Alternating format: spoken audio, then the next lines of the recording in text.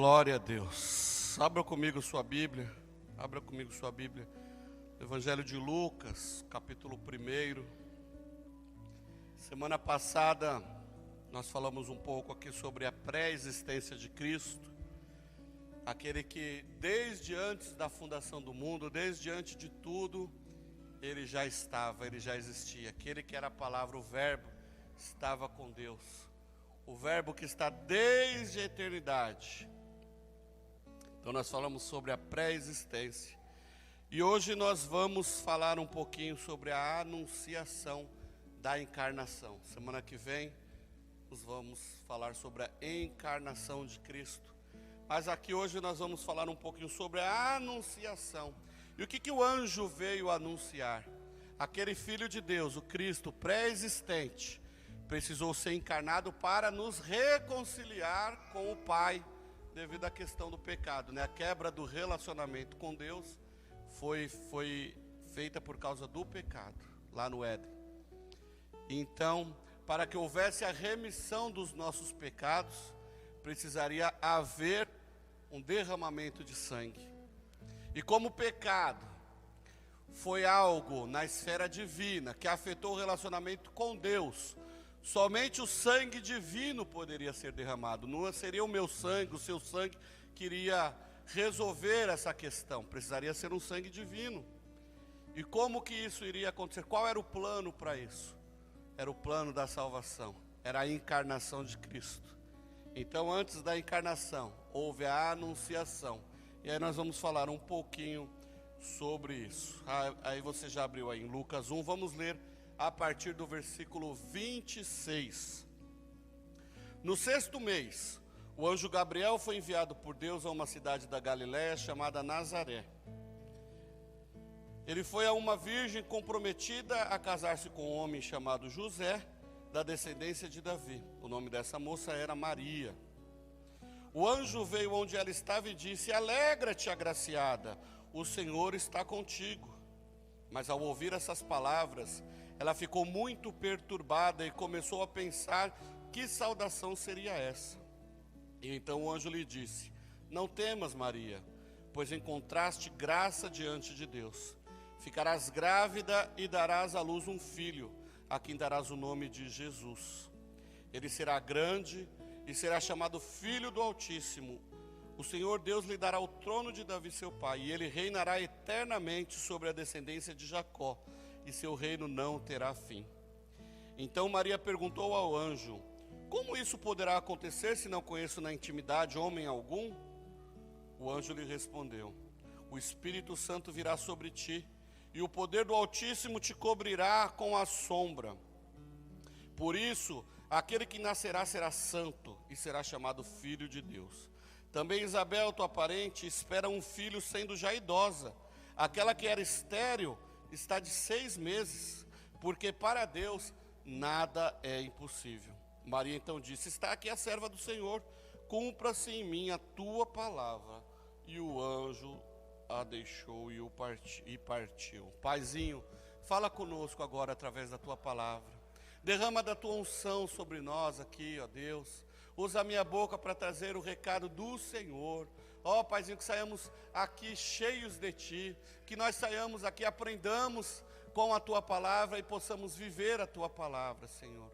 Usa-nos para a glória do Teu nome, essa oração que eu te peço, Senhor, e faço no nome de Jesus. Amém.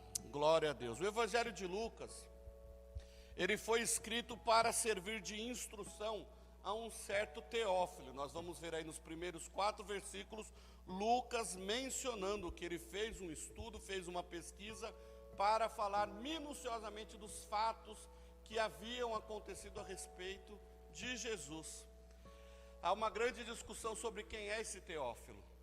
Se uma pessoa realmente, ou se era um pseudônimo, um nome secreto aí, né? Isso aí, um nome secreto de alguém, porque Teófilo quer dizer aquele que ama a Deus, né? O amante de Deus.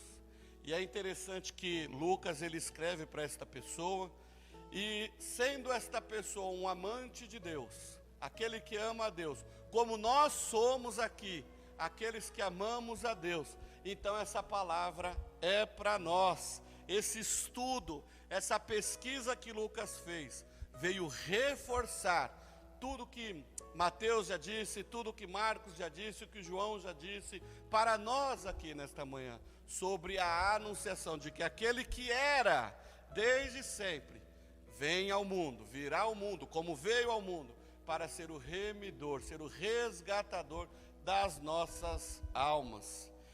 Nós vemos também no começo do capítulo 1, além do anúncio de Teófilo, a pesquisa feita a Teófilo, nós vamos ver um nascimento miraculoso, algo fantástico. Nós vamos ver o anúncio também do nascimento de João Batista. Ora, Isabel, uma mulher estéril, já de idade avançada, também que orava a Deus, vivia junto com Zacarias pedindo a Deus que fosse-lhe concebida a graça de ter um filho. E o anjo Gabriel aparece a ela também e anuncia, aparece a Zacarias e anuncia a ele que ele teria um filho.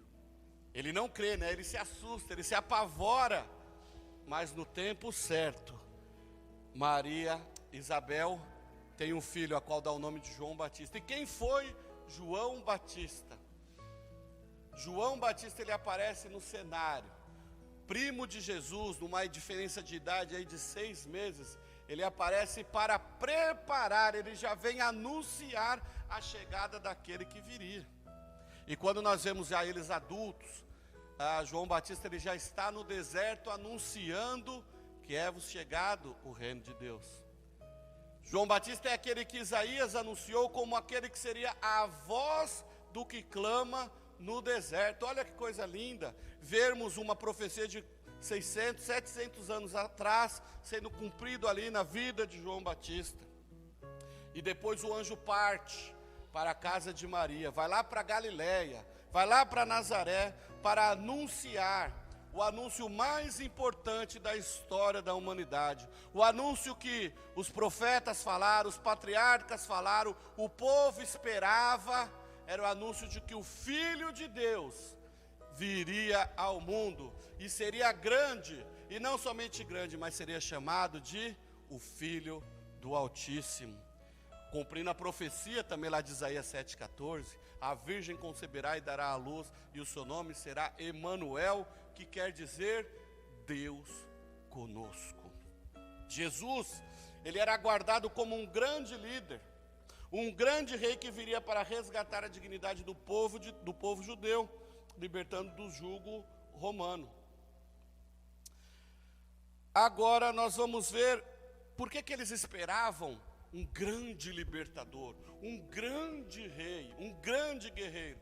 Porque qual era a referência dos principais líderes que Israel teve?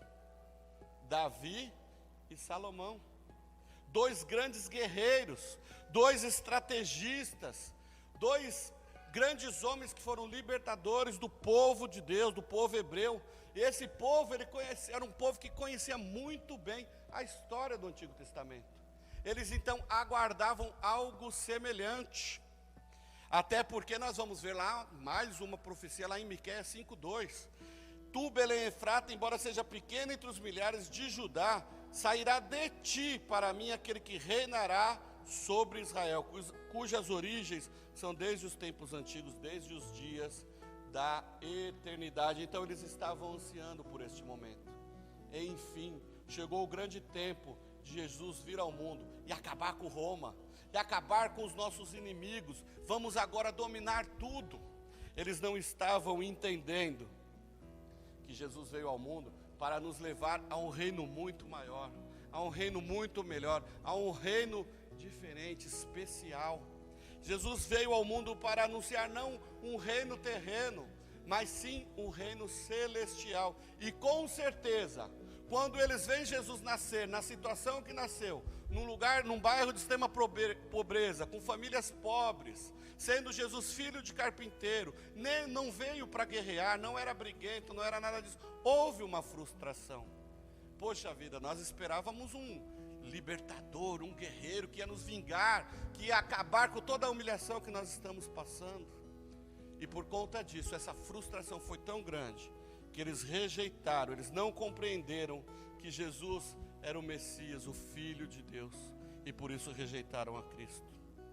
Quantas vezes nós vivemos situações que nós esperamos ver coisas grandiosas acontecendo nas nossas vidas, coisas sobrenaturais acontecerem na nossa vida, quando Jesus está usando coisas simples para falar conosco. Às vezes a gente espera que coisas grandiosas acontecem para que possamos crer. Às vezes nós esperamos que o morto se levante, o morto ressuscite, para que nós possamos crer, quando Deus trabalha com as coisas simples. Deus, Ele gosta da simplicidade. Deus gosta de falar conosco, às vezes, através de uma pequena criança, através do vizinho, aquele menos improvável, através de atitudes das quais a gente menos espera, mas é aí que Deus está falando conosco.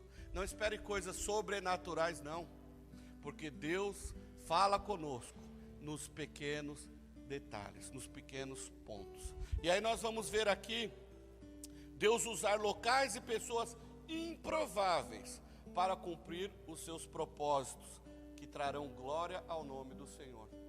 E eu abro um parênteses aqui.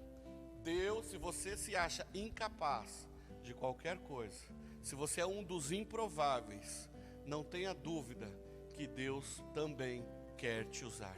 Ele pode te usar e Ele fará algo extraordinário através da sua vida. Basta apenas você se dispor a trazer a glória ao nome dEle.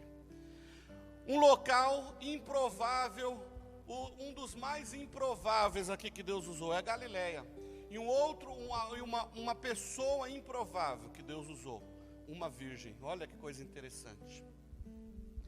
Vamos ver 2 pontos dos improváveis que são usados por Jesus. No 6º mês, o anjo Gabriel foi enviado a Galileia, uma cidade chamada Nazaré, a uma virgem comprometida a casar-se com um homem chamado José. 2 personagens improváveis. A região da Galileia era improvável por quê? Olha que coisa interessante. A Galileia era uma região de judeu, só que era numa divisa com os povos gentios. A Galileia, então, havia um povo misto. Judeus eram influenciados pela cultura pagã, pela cultura gentia. Então os demais judeus da região ali da Palestina olhavam para eles com desprezo. Poxa vida, ali não tem, o pessoal ali não é legal. Depois nós vamos ver outro texto, né, que quando perguntam, né, pode vir alguma coisa boa de Nazaré? Nazaré era uma cidade, era um local desprezado. Era desprezado pelo restante do povo, sabe, aquela gentalha. Craig Kinner diz que era um vilarejo insignificante. Um vilarejo insignificante. Só que muitos deles haviam esquecido da profecia lá em Isaías, que diria que no futuro seria glorioso o caminho do mar, além do Jordão, a Galileia dos gentios. E esse termo, Galileia dos gentios, está se referindo ali à cidade da Galileia, à cidade de Nazaré. Um outro personagem improvável para o nascimento de Jesus, para ser usado por Deus neste momento. Uma virgem. Não havia, pelo menos eu não conheço até hoje, há alguma possibilidade de uma virgem engravidar? Olha aí o improvável mais uma vez acontecendo. Uma mulher virgem engravidar. Normalmente era um tabu no judaísmo um homem cumprimentar ou falar com uma mulher desconhecida. Aproximar-se então de uma mulher comprometida e a cumprimentar podia inclusive ser entendido como um abuso de autoridade, um desafio à autoridade. Sendo assim, a missão do anjo Gabriel de informar uma mulher solteira, inelegível, em uma aldeia insignificante, de que ela geraria então ali, numa aldeia insignificante, ela uma mulher comprometida, noiva, virgem, que ela teria um filho, era algo complicado, era algo repleto de obstáculos sociais, mas foi isso que foi feito. A virgem conceberá e dará à luz, e o seu filho se chamará Emanuel, que quer dizer Deus conosco. E olha no versículo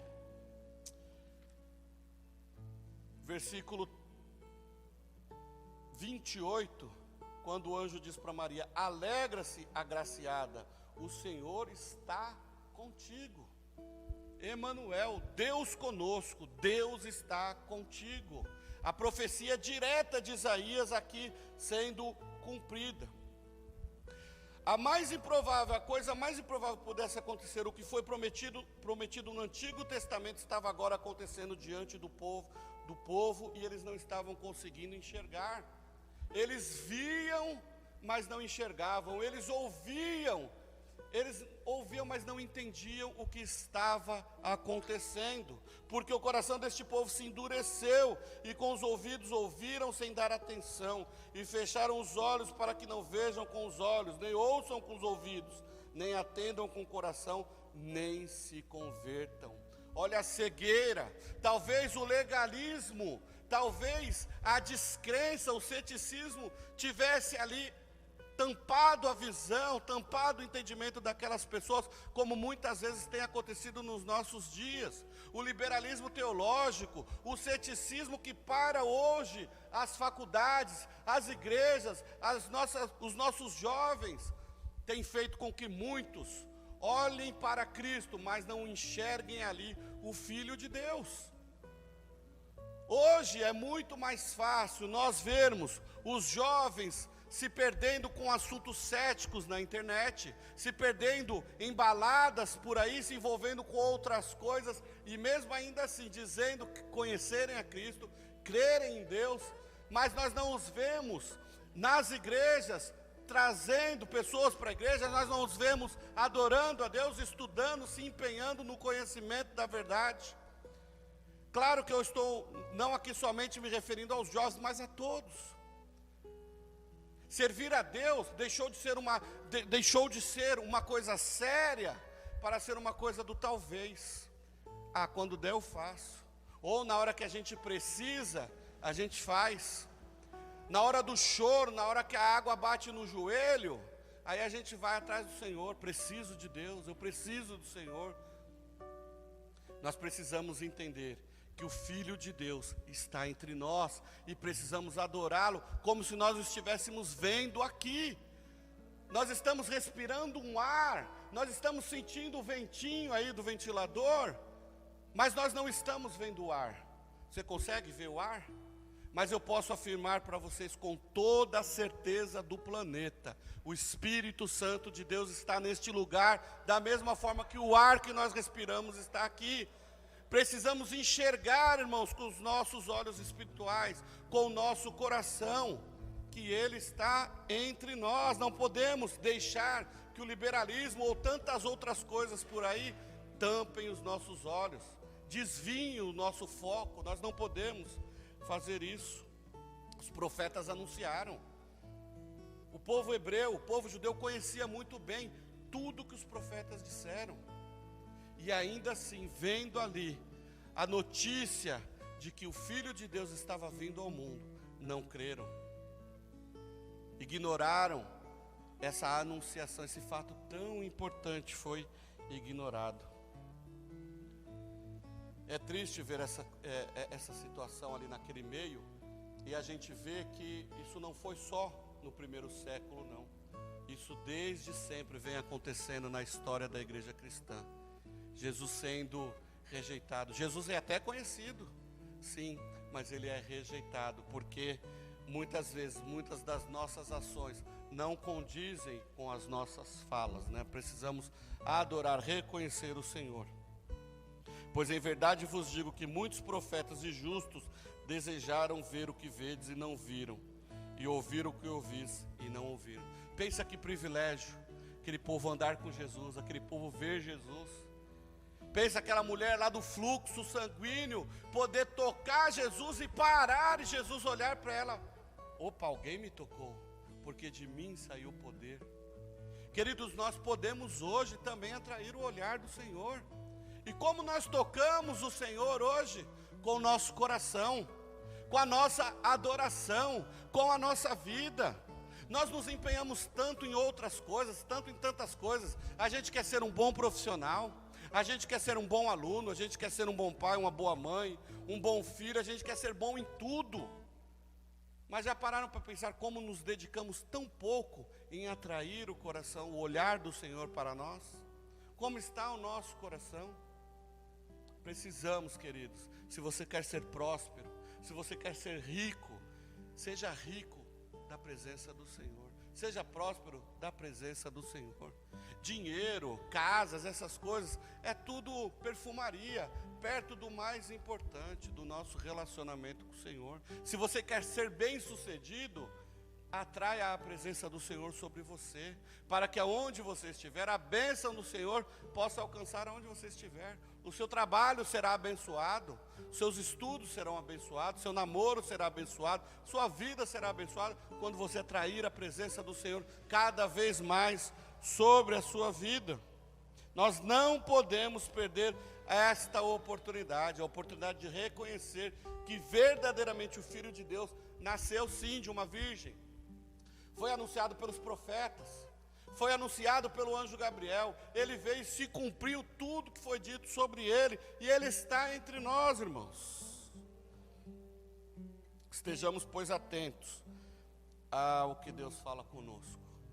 Não seja como Zacarias, quando Gabriel encontrou com Zacarias e anunciou que ele teria um filho, ele se assustou e duvidou. Então, irmãos, estejam atentos, porque Deus fala conosco de diversas maneiras. Deus fala conosco quando uma criança está do nosso lado, às vezes nos dando um toque de alguma coisa. Quando um vizinho fala alguma coisa. Quando nós estamos lendo, meditando, Deus fala conosco. Não despreze os improváveis. Não despreze os improváveis. Um outro ponto aqui. Lucas relaciona os dois nascimentos, né, o de João Batista e o de Jesus. Descreve Isabel e Maria, os seus nascimentos ali, a gravidez de Isabel e a de Maria, né? A de Maria, ela sobrepõe os últimos 3 meses de gestação de Isabel. Outro fato importante, o feto de João Batista, ele moveu-se no ventre de Isabel quando Maria se aproximava. Não por causa de Maria, obviamente, mas porque Maria carregava em seu ventre o Filho de Deus. Isabel interpretou o fato como uma revelação especial, chamando Maria de a mãe do meu Senhor. Isabel reconheceu, esta mulher está carregando em seu ventre a mãe do meu Senhor, o Filho de Deus. Ela entendeu que o Deus encarnado estava no ventre de Maria. Olha que coisa linda. Então há essa semelhança, né? Ambas conceberam de forma miraculosa. Isabel, porque era estéril, engravidou, concebeu, teve ali o seu milagre, mas nós vemos que, no caso de Isabel, já haviam outros anúncios como esse no Antigo Testamento. Nós vamos ver, por exemplo, Samuel, Isaac, suas mães eram estéreis, mas Deus operou um milagre ali. Agora, a questão desta anormalidade da gravidez de Isabel era a questão de ser idosa e a questão da esterilidade. Isso serviu para que ela fosse terminada, fosse dado fim à humilhação que Isabel passava. Agora, em relação a Maria, a situação era outra. Ela era uma jovem de 13, 14 anos, noiva, comprometida com José, não é isso? Fértil. No momento ela era totalmente improvável de ficar grávida ali, né? Tudo estava agindo contra ela, né? Então, por quê? Porque imagina, uma noiva, uma mulher comprometida em casar-se, aparecer grávida. Uau! E agora? Os olhares de todos estão ali para ela, aqueles olhares de acusação, de perseguição. Mas Maria, ela não temeu. É interessante que nós vamos ver lá em Mateus 1, José, quando ele sabe que Maria está grávida, o que ele faz? Ele secretamente a abandona. E por que ela faz isso? Olha o amor de José por Maria. Se José, sabendo que a sua noiva está grávida, o filho não é dele, se ele faz uma acusação formal ali, olha, esta mulher é uma adúltera, ela me traiu. Ela poderia ser condenada até ao apedrejamento, até a morte. Mas José, sabendo disso, o que faz? Vou-me aqui, discretamente, sem ninguém perceber, eu vou, sair fora, porque aí eu não vou fazer nenhuma reclamação, eu saio do cenário e a vida segue. Assim a vida da Maria, a vida de Maria e a vida da criança não corriam perigo, mas o anjo chama José. José, pode voltar, fique com Maria, porque ela está carregando no seu ventre o Filho de Deus. E José vem e fica com ela, dá toda assistência a ela, porém só a toma como sua mulher após o nascimento de Jesus. Aqui nós vemos que Deus demonstrou a sua soberania, não só sobre a natureza, mas também sobre as exigências da lei. E Maria demonstrou a sua obediência a Deus. Embora pareça que Maria tenha transgredido a lei por engravidar, não foi isso que aconteceu, porque como nós vemos, nós falamos aqui em Isaías 7,14, tem a base bíblica, há a profecia, há a notícia de que uma virgem conceberia e viria a dar à luz, não é isso? Então o povo sabia disso. Maria sabia que tinha tudo a perder em termos humanos, se obedecesse à voz do anjo, mas ela não questionou, ela não pensou duas vezes. Não se trata de uma transgressão à lei, mas sim de aceitar e obedecer o Espírito Santo, a despeito de pessoas como José, que estava preocupado com a lei, preocupado que se alguém soubesse que realmente estava acontecendo, Maria corria risco de vida. Maria não pensou na sua vida, mas pensou em obedecer a Deus. Aí eu fico a pensar, o que você tem de tão importante em sua vida, que você não possa abrir mão para obedecer ao Senhor? Porque muitas vezes nas nossas vidas, no nosso dia a dia, é tão difícil obedecer ao Senhor. Será que nós estamos colocando realmente a nossa vida com Deus em prioridade? Será que o meu testemunho é prioridade? Será que obedecer pai e mãe é prioridade? Porque a palavra de Deus diz para honrarmos pai e mãe. E quando honramos pai e mãe, estamos honrando o nosso Deus. Quando somos honestos no nosso serviço, honramos o nosso Deus. Quando somos honestos, aonde estivermos, estamos honrando a Deus. Quando testemunhamos Cristo, estamos honrando a Deus. Por que é tão difícil, então, obedecermos a Deus? Precisamos ajustar os nossos focos e entender que nada é mais importante nas nossas vidas do que obedecermos a Deus. Outro ponto. O anjo veio a Maria e disse: alegra-te, agraciada. Olha que coisa linda. Alegra-te, agraciada. Maria, ela foi um receptáculo de Deus. Maria, ela recebeu prevenientemente da graça de Deus. Aqui nós vemos a graça preveniente de Deus operando antecipadamente sobre a vida de Maria. O Senhor está contigo. O filho que nascerá de você é o Emanuel, profetizado lá em Isaías 7, e que quer dizer Deus conosco, né? Emanuel, Deus conosco. O Senhor está contigo, Ele já está com você, Maria. Você vai ser o canal para a concepção desta criança, mas as bênçãos do Senhor, o próprio Deus já está com você, Ele é contigo. Maria, ela recebeu da graça de Deus para cumprir um propósito particular, de dar à luz a esse filho. Olha que bênção.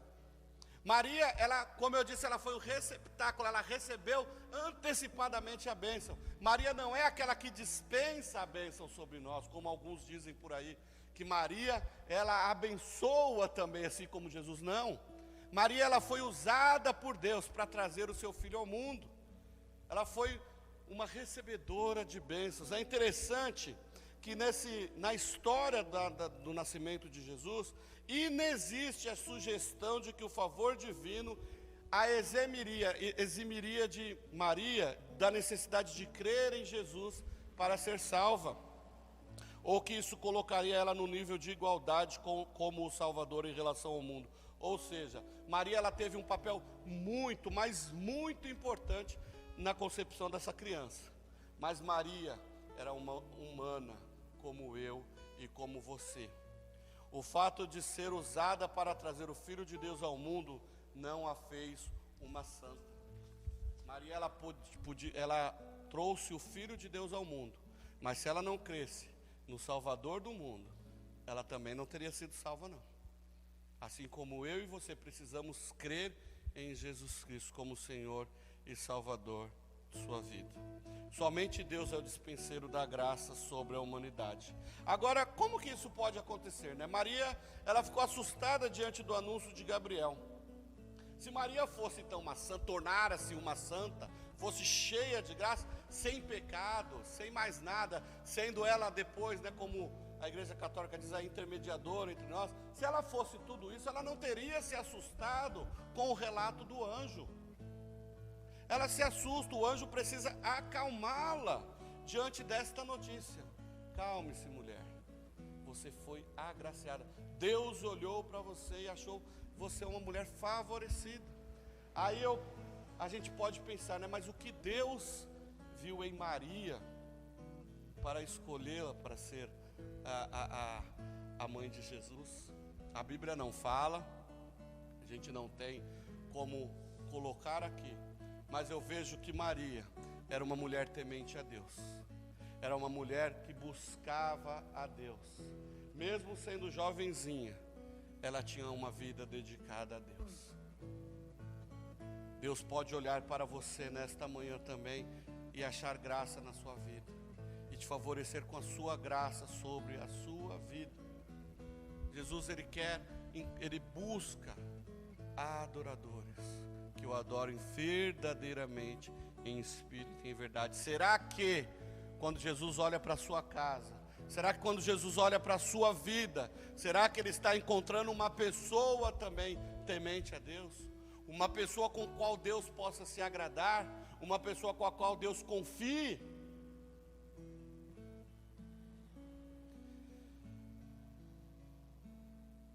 Maria entendeu que nada havia sido prometido a ela. Ela apenas seria o canal.